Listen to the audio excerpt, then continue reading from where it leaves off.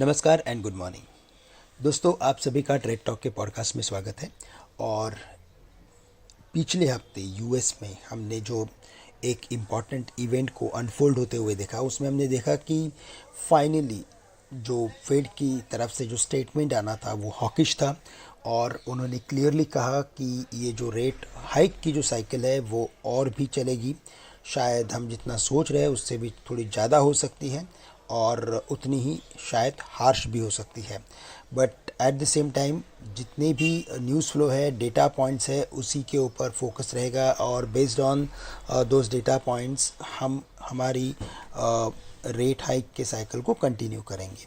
सो broadly उन्होंने कहा कि इन्फ्लेशन अभी भी काफ़ी हद तक बढ़ सकता है और इसे कंट्रोल करना उतना आसान नहीं है। तो हमें हमारी जो रेट हाइक की जो मूव है उसे उतना ही स्ट्रांग रखना पड़ेगा।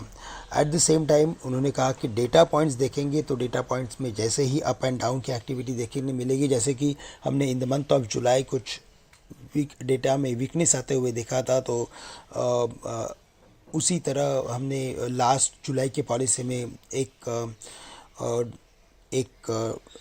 पॉज सॉर्ट ऑफ एक्टिविटी देखी थी। बट जैसे ही वापस जुलाई के बाद जितने भी की डेटा पॉइंटर्स थे उनमें जैसे कि एनर्जी कॉस्ट था जो बढ़ते हुए देखा, उसके बाद हमने देखा कि वापस फेड उतना ही हॉकिश हो चुका है।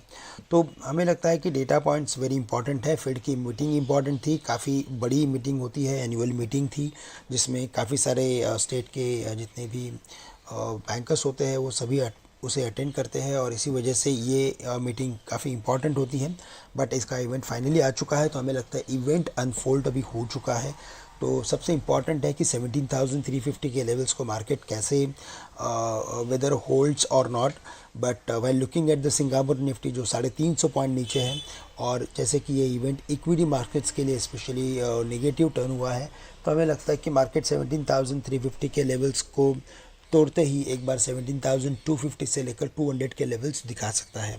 बट ओवरऑल जो मार्केट का फॉर्मेशन बना है वो हमें ये इंडिकेट कर रहा है कि शायद हम एक बार 17,000 के लेवल्स को छू सकते हैं, जहाँ पे मार्केट के लिए रिट्रेसमेंट का सपोर्ट है, साथ ही साथ 200 डेज सिंपल मूविंग एवरेज का भी सपोर्ट 17,000 के करीब ही मार्केट को है।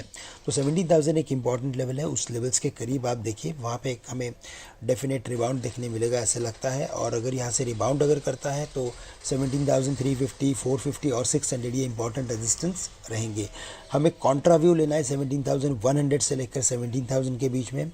बट अराउंड 17,250, 200 हमें लगता है कि हमें अवॉइड करना चाहिए, क्योंकि ये थोड़ा जोखिम भरा हो सकता है। तो 17,001 से लेकर 17,000 के रेंज में जैसे मार्केट आता है वहाँ पे हम कुछ सिलेक्ट स्टॉक्स में बिल्कुल इन्वेस्ट कर सकते हैं और करना भी चाहिए, क्योंकि रिसेंट डेज़ में हमने काफ़ी अच्छी एक इम्प्रूवमेंट देखी थी sector specific and stock specific. तो ऐसे माहौल में इम्पॉर्टेंट सपोर्ट्स के करीब हमें अच्छी बाइंग आते हुए हमेशा देखने मिलती है।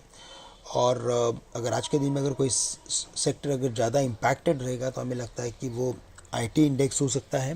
बैंक निफ्टी में हमें लगता है कि डिक्लाइन देखने मिलेगी, लेकिन इवेंचुअली एक रिकवरी भी देखने मिलेगी। लेकिन निफ्टी के साथ साथ हमें बैंक निफ्टी को देखना है। तो निफ्टी जहाँ पे 17,000 के लेवल्स को छुएगी, वहाँ पे जो भी बैंक निफ्टी हो, हमें लगता है कि उस लेवल पे हमें बैंक निफ्टी में भी एक बार एंटर कर लेना चाहिए। तो दोस्तों, इसी के साथ मैं आप सभी से आज के लिए विदा लेता हूँ और आप सभी के लिए आज का दिन मंगलमय रहे। धन्यवाद।